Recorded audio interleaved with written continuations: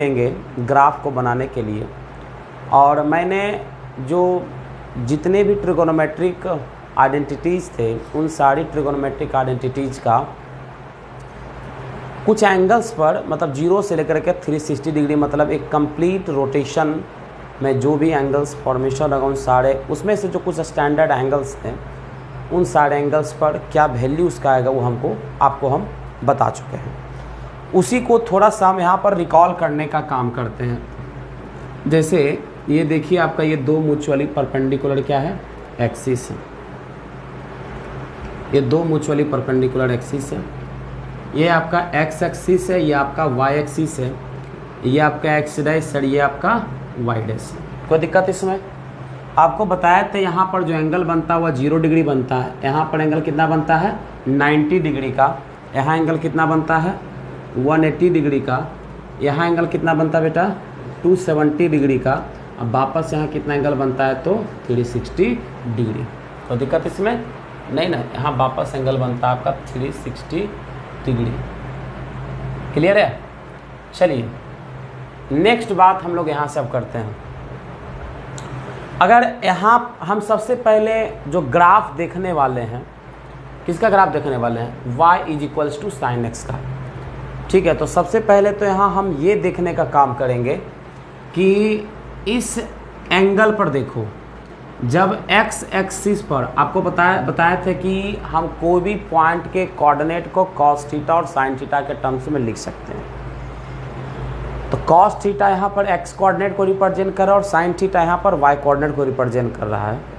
अगर मैं इस एक्सिस पर बात करूँ तो इस एक्सिस पर जो आपका sin थीटा होगा, sin थीटा क्या होगा बच्चा 0 होगा, क्योंकि sin थीटा y कोऑर्डिनेट को रिप्रेजेंट करता है और x एक्सिस पर जो y कोऑर्डिनेट होता है वो क्या होता है आपका 0 होता है। तो यहाँ पर sin का वैल्यू क्या मिलेगा 0 मिलेगा, और जब आओगे तो sin का वैल्यू क्या मिलेगा 1 मिलेगा। तो इनिशियली इसका वैल्यू क्या था 0 था और 90 पर पहुँचने पर वैल्यू क्या हो गई इसकी 1 हो गई। तो अब बताओ 0 से 1 हुआ, वैल्यू इंक्रीज किया या फिर डिक्रीज किया? बताओ। इंक्रीज किया। पहले 0 था, साइन 0 डिग्री पर वैल्यू क्या था इसका 0 था और 90 डिग्री पर इसका वैल्यू क्या है 1 है। तो इसका मतलब 0 से 1 वैल्यू हुआ, वैल्यू क्या किया आपका इंक्रीज किया। तो फर्स्ट क्वाड्रेंट में साइन थीटा क्या है, साइन थीटा इंक्रीजिंग फंक्शन है। साइन थीटा क्या आपका इंक्रीजिंग, कहाँ से कहाँ तक तो फ्रॉम 0 to 1। कोई दिक्कत? अब आते हैं अगर सेकेंड क्वाड्रेंट में, तो यहाँ पर देखिए साइन 90 पर तो वैल्यू 1 है। अब यहाँ आते हैं साइन 180 डिग्री। अगेन ये एंगल कहाँ पर है एक्स एक्सिस पर लाई कर रहा है, और एक्स एक्सिस पर कोई भी एंगल अगर लाई करता है तो उस एंगल के लिए साइन का वैल्यू क्या होता है 0 होता है। तो साइन 180 का वैल्यू क्या मिलेगा तुमको 0 यहाँ मिलेगा। तो 1 से क्या पहुँचा 0 पहुँचा। तो आप बताओ वैल्यू इंक्रीज किया या डिक्रीज किया? तो वैल्यू आपका डिक्रीज किया। तो कहाँ से किया? तो मतलब साइन थीटा क्या है आपका डिक्रीजिंग है। साइन थीटा डिक्रीजिंग फ्रॉम कहाँ से 1 to 0 हुआ। कोई दिक्कत नहीं है? कोई दिक्कत इसमें नहीं ना। चलो थर्ड क्वाड्रेंट में अगर देखते हो तो यहाँ पर साइन 0 था, ठीक है, और 270 पर साइन का वैल्यू क्या मिला -1 मिला। तो 0 से गया -1। बताओ इंक्रीज किया या डिक्रीज किया? अगेन साइन क्या किया डिक्रीज किया। मतलब इसमें फिर क्या पता चला कि साइन थीटा डिक्रीजिंग है। साइन थीटा क्या है डिक्रीजिंग है। कहाँ से कहाँ तक?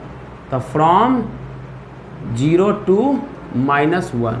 और जब आप फोर्थ क्वाड्रेंट में आते हैं तो यहाँ पर साइन 270 पर वैल्यू क्या था आपका -1 और 360 पर वैल्यू क्या हो जाएगा 0। -1 से वैल्यू 0 गया। इंक्रीज किया या डिक्रीज किया? तो क्या किया इंक्रीज किया। मतलब क्या हुआ sine theta is increasing. Sine theta is increasing कहाँ से कहाँ तक? तो फ्रॉम -1 to 0। कोई दिक्कत इसमें? तो क्या पता चला कि साइन थीटा इंक्रीजिंग कहाँ होता है? तो साइन थीटा फर्स्ट क्वाड्रेंट और फोर्थ क्वाड्रेंट में इंक्रीजिंग होता है।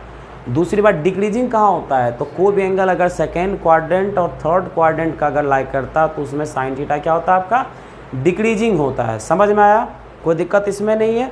चलो हाँ, इसको याद रखना, अगर ग्राफ पता रहेगा ना तो जब एओडी आप क्लास, देखो कैलकुलस का खैर ये जान ही है ट्रिगोनोमेट्री, और अगर ग्राफ पता रहता है तो ग्राफ से बहुत सारी बातें क्लियर होती है। उसका फील आपको आगे के क्लासेस में जब आप लोग एओडी को पढ़िएगा तो उस समय आपको इस चीज़ का फील आएगा। समझ में आया? चलिए आगे अब हम कंटिन्यू करें। अगर हम आगे कंटिन्यू करते हैं तो इतना तो पता है कि जो साइन का वैल्यू है वो कहाँ से कहाँ, -1 से 1 के बीच में हिलाई करता है। चूँकि 360 घूमने पर क्या था, 0 से शुरू किया था, 0 पर पहुंच गए हैं आप। अब 360 के बाद अगर जितनी बार आप रोटेशन करिए, वैल्यू क्या करता है, वैल्यू आपका रिपीट ही करेगा। मतलब साइन थीटा का वैल्यू हमेशा -1 से 1 के ही बीच में रहने वाला है। कोई दिक्कत इसमें नहीं ना? तो चलिए फटाफट पहले इसको नोट करिए, उसके बाद फिर हम आपको y बराबर साइन x का ग्राफ कैसे बनेगा वो हम आपको बताते हैं। ठीक है,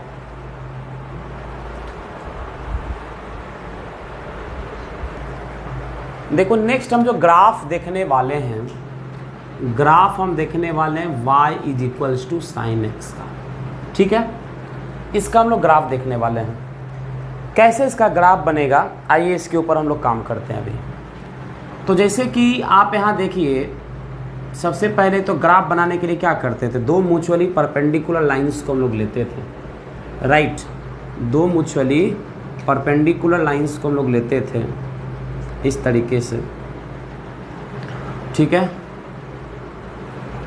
ये आपका x एक्सिस था, ये आपका y एक्सिस था, ये आपका x डैश, ये आपका क्या है y डैश है। क्लियर है? अब यहाँ से देखो, ये वैल्यू कुछ 1 होने वाला है और ये वैल्यू कुछ ले लेते हैं -1। क्यों? क्योंकि साइन की वैल्यू 1 से -1 जाती है। ये एंगल 0 हो गया, ये एंगल π/2 हो गया, ये एंगल पाई हो गया, ये एंगल 3π/2 हो गया और ये एंगल आपका 2π हो गया।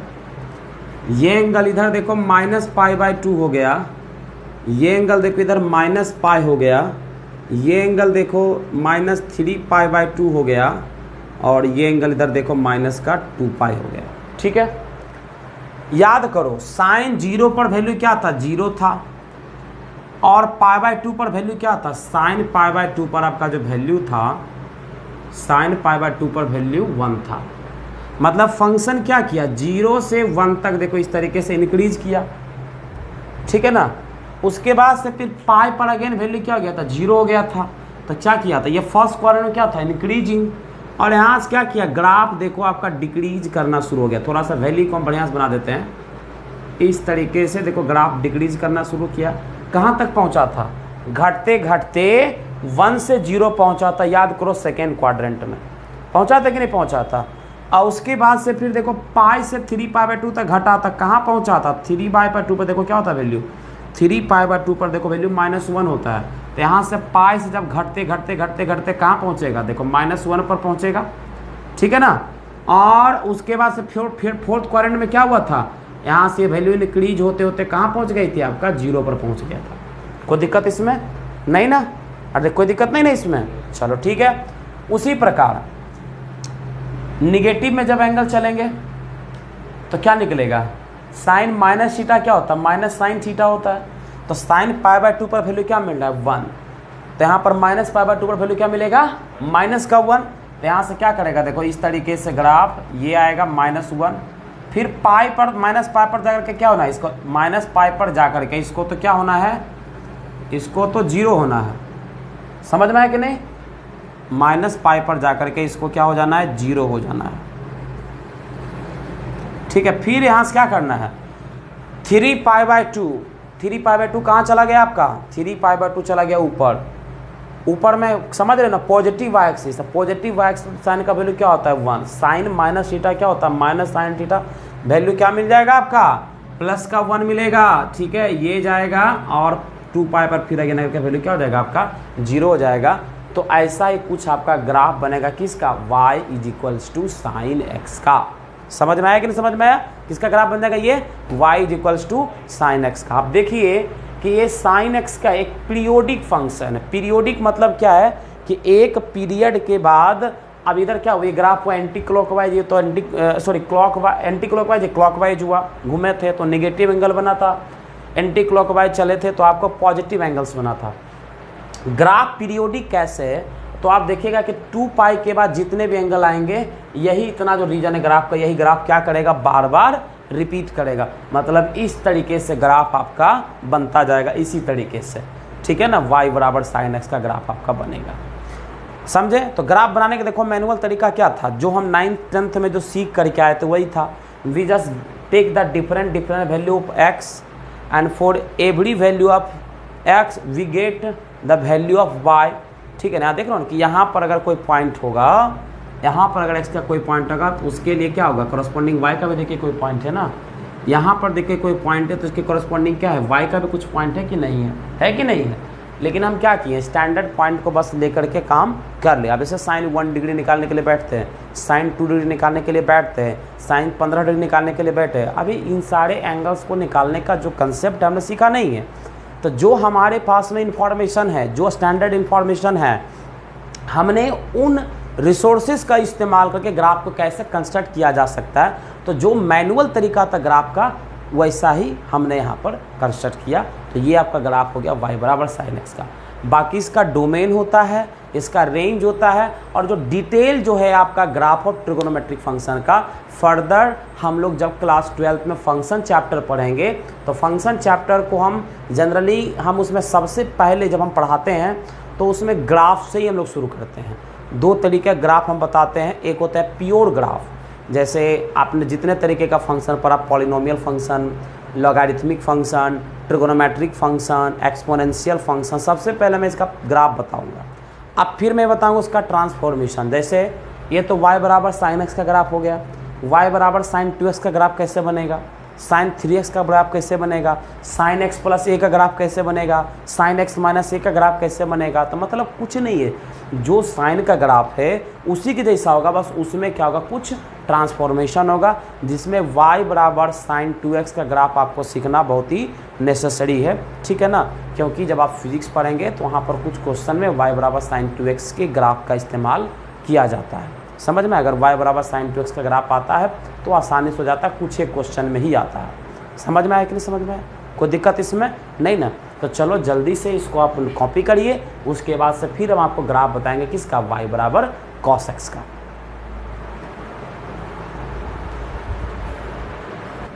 हम जो सीखने वाले हैं, अब आइए हम लोग सीखते हैं किसका graph, y is to cos x का ग्राफ, एकदम सिमिलर वे में। अब देखो, अब हम वो टेबल बना करके, या बिल्कुल भी आपको नहीं बताने वाले हैं कि कहाँ पर वैल्यू, किस क्वाड्रेंट में वैल्यू इंक्रीजिंग है, किस वैल्यू में डिक्रीजिंग है। आप उसको खुद एनालाइज कर सकते हैं, क्योंकि मैंने आपको पिछले लेक्चर में ऑलरेडी आपको टेबल बना दिया है, तो आप उस टेबल से एनालाइज चीज़ों को कर सकते हैं। अब आइए उसके लिए अगेन हम फिर 2 म्यूचुअली परपेंडिकुलर क्या लेंगे, सबसे पहले तो एक्सिस लेंगे। तो ये देखिए आपका y एक्सिस है और ये देखिए आपका x एक्सिस है। ठीक है, एंगल 0 π/2 पाई 3 π/2 2 पाई। यहाँ एंगल देखो -π/2, यहाँ एंगल देखो -π -3 π/2, यहाँ एंगल देखो माइनस का 2 पाई। ठीक है, वैल्यू भी कॉस का कहाँ से होता है, 1 से लेकर के -1 होता है। देखो cos 0 पर वैल्यू क्या मिलती है, यहाँ देखो cos 0 पर वैल्यू क्या मिलता है, 1, ये पॉइंट हो गया। π/2 पर cos का वैल्यू क्या मिलता है, 0, ये पॉइंट देखो हो गया कि नहीं। उसके बाद पाई पर cos का वैल्यू क्या मिलता है आपको, -1 मिलता है, देखो ये पॉइंट हो गया आपका। 3 π/2 पर वैल्यू क्या मिलता है इसका, 0 मिलता है, देखो ये पॉइंट हो गया। और 2, फिर देखो 2 पाई पर इसका वैल्यू क्या मिलता है, 2 पाई पर इसका वैल्यू देखो 1 मिलता है, ये से देखो ये कुछ ये 1 मिलता है। ठीक है, -π/2 से चलते हैं, तो -π/2 से चलिएगा तो -π/2 पर भी cos का वैल्यू क्या मिलेगा, 0 मिलेगा। ठीक है, और -π/2 के बाद जैसे ही -π पर पहुंचेगा तो -π पर cos का वैल्यू क्या मिलेगा आपको, -π पर cos का वैल्यू -1 मिलेगा। 3 π/2 पर वैल्यू 0 मिलेगा। ठीक है, समझ रहे कि नहीं समझ रहे हो ना, याद है कि नहीं याद है, वैल्यू याद है ना, उस दिन बताओ सबसे सेकेंड लेक्चर, ठीक है। और 2 पाई पर अगेन वैल्यू क्या मिल जाएगा तुमको, -2 पाई पर, -2 पाई पर अगेन वैल्यू तुमको मिल जाएगा 1। बना लो ग्राफ, देखो ये जाएगा डिक्रीजिंग हुआ, यहाँ से फिर डिक्रीजिंग, यहाँ से फिर क्या हो जाएगा ग्राफ इंक्रीजिंग, यूँ जाएगा। ये सब पॉइंट्स को क्या करते ज्वाइन कर देते हैं, देखो ये गया और ये गया, ग्राफ बन गया। देखो फर्स्ट क्वाड्रेंट में कहाँ पहुँचा, 1 से 0 पहुँचा, तो ग्राफ डिक्रीजिंग, तो यहाँ पर देखो क्या हुआ, ग्राफ देखो घट रहा है। सेकेंड में क्या पहुँचा, 0 से आगे -1 पहुँचा, फिर घटा, देखो ग्राफ क्या घट रहा है। थर्ड क्वाड्रेंट का देखो एंगल है, कहाँ पहुँचा, -1 से 0 पहुँचा, देखो इंक्रीज कर गया।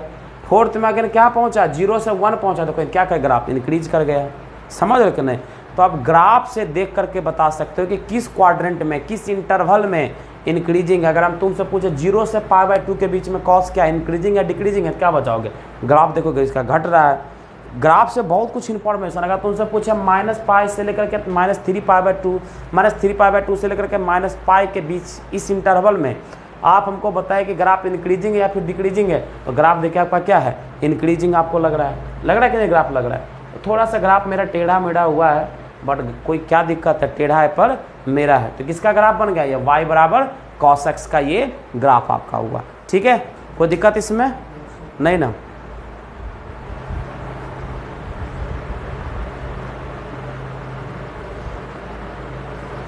चलो बच्चे, नेक्स्ट अब हम लोग किसका ग्राफ देखेंगे, नेक्स्ट अब हम लोग ग्राफ देखेंगे y =